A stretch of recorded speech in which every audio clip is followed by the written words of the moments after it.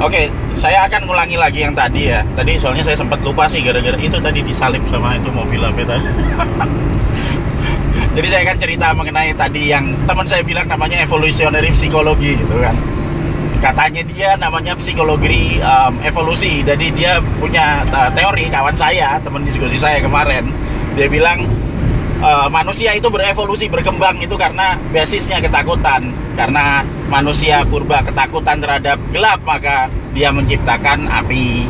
Ketakutan terhadap hewan, maka bikin pisau dari batu. Dan itu berkembang terus. Peradaban berkembang berdasarkan ketakutan. Jadi yang tadinya api nanti lama-lama berubah jadi lampu, sehingga kita nggak peduli lagi sama gelap. Bahkan kita sendiri hampir nggak paham gelapan itu apa sekarang. Kemudian pisau lama-lama akan berkembang jadi pistol untuk mempertahankan diri. Nah, sekarang saya akan balik lagi ke inti dari permasalahan adalah ketakutan. Ketakutan itu akan membuat kita jadi stres, manusia jadi stres. Nah, pada saat kita stres akan ada dua reaksi positif, reaksi negatif. Reaksi negatifnya itu disebut distress. Reaksi positifnya eustress. Reaksi negatif distress kalau berlanjut akan berubah menjadi depresi. Sedangkan reaksi eustress jika berlanjut akan berubah menjadi motivasi. Ini teori utama yang sering dibilangin sama orang-orang itu fight or flight. Menghadapi apa kabur. Pada saat kita diterpa ketakutan, diterpa stres secara berlebihan terus-menerus dan kita merasa kita harus melawan, maka kita akan berkembang. Persis sama seperti manusia purba yang tadi diceritain, bikin api karena takut gelap dan lama-lama berkembang jadi lampu. Sementara jika kita menanggapinya dengan respon negatif, distres berubah jadi depresi. Depresi akan mengakibatkan timbulnya tindakan-tindakan yang sifatnya untuk melarikan diri, untuk melindungi dari badan kita. Jadi supaya kita nggak kena bahaya, kita melarikan diri, kabur, takut, seperti itu. Nah, apa yang terjadi kalau kita membiarkan diri kita tetap takut seperti itu? Akan ada paparan terus-menerus. Jika paparan terus-menerus, kita akan depresi. Tapi jika paparan dalam bentuk ekstrim, terus tiap 2 jam, terus, maka akan berubah menjadi paranoid. Pada saat paranoid kita sudah tidak bisa berpikir waras lagi, sehingga yang muncul akhirnya agresi, mempertahankan diri supaya kita tidak mati.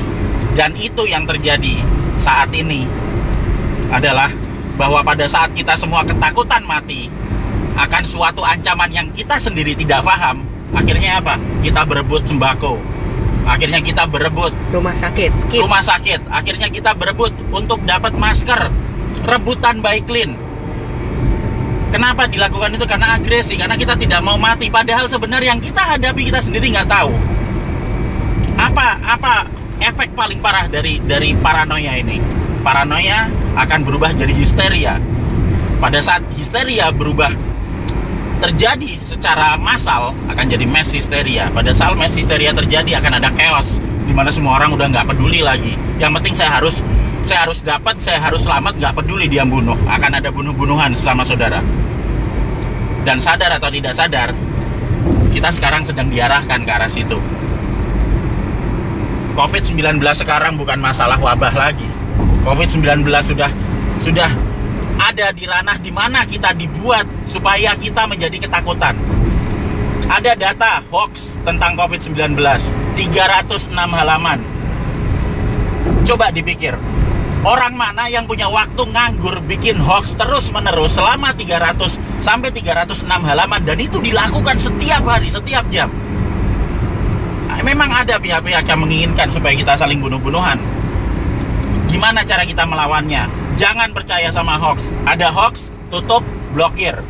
Kalau kita khawatir dengan kayak gitu, tutup aja. Kita belajar hal-hal yang positif. Kita belajar apa yang harus kita hadapi. Ketakutan hanya akan muncul kalau kita nggak ngerti apa yang kita hadapi. Kita tahu yang kita hadapi virus, fokus ke virusnya, beresin virusnya. Kita coba supaya virus ini nggak nyebar, supaya kita tidak nulari orang lain, dan kita bisa melalui ini semua dalam waktu 2 minggu. Karena masa inkubasi virusnya sampai antibodi kita naik 2 minggu. Jadi masalah COVID-19 sekarang ini bukan lagi masalah virus saja, Tapi masalah gimana cara kita mengendalikan ketakutan kita dan gimana cara kita melawan untuk menolak ajakan untuk membuat chaos yang ada di Indonesia. Jadi saya yakin kita bisa mengalahkan ini. Kita tahu apa yang kita hadapi. Kita punya semua teknologi, kita punya semua pengetahuan untuk melawan virusnya. Dan kita akan melawan virusnya. Kita akan melawan ketakutan dan kita akan beresin semuanya yang tukang nyebar hoax itu. Terima kasih.